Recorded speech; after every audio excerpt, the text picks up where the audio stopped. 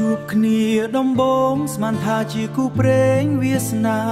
ព្រោះចិត្តស្រឡាញ់ប្រាថ្នាថែរក្សាគ្នាអស់មួយជីវិត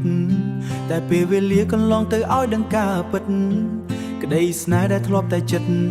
ប្រជាកំបិតចាក់ទំលុះទ្រូងរាល់ថ្ងៃរាល់ខែមានតែទឹកភ្នែកនិងរឿងឆ្លុះប្រកែចិត្តចង់ដើរចិញ្ចែកផ្លូវបេះដូងស្រែកប្រាប់ថាដាច់អាឡ័យតែចំឡែកណាស់ហេតុអ្វីចិត្តនៅតែភ័យបារម្ភពីគេរាល់ថ្ងៃទោះបីគេធ្វើបាបចិត្តស្ទើរឆ្កួនធ្វើមិនទៅបើយ៉ាងជាគូកម្មនឹងគ្នា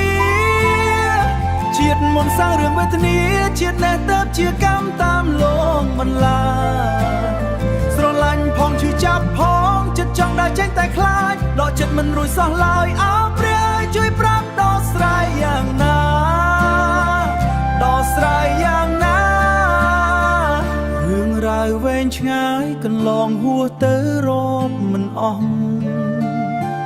ពេលខ្លះគេល្អស្មោះពេលខ្លះគេបងចោលគ្មានស្ដាយព្យាយាមអត់ធ្មត់ព្រោះតែពាក្យថាស្រឡាញ់មិនណាយតែចិត្តរូបកាយពេលនេះហត់នឿយសែនខ្លាំងបើជាគូកម្មសូមឲ្យកម្មនេះឆាប់ចប់ទៅចុះ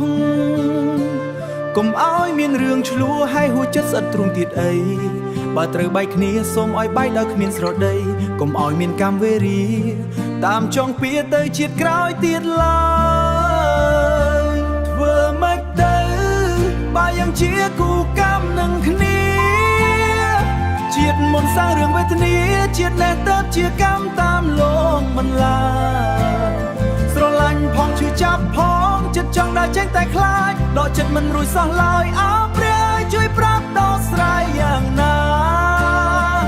ដោះស្រាយយ៉ាងណា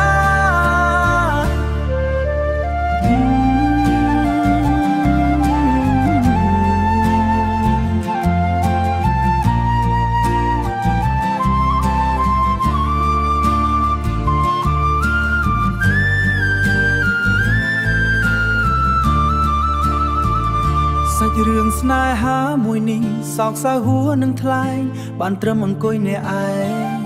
សួរខ្លួនឯងថាធ្វើម៉េចបើយើងជាគូកម្ម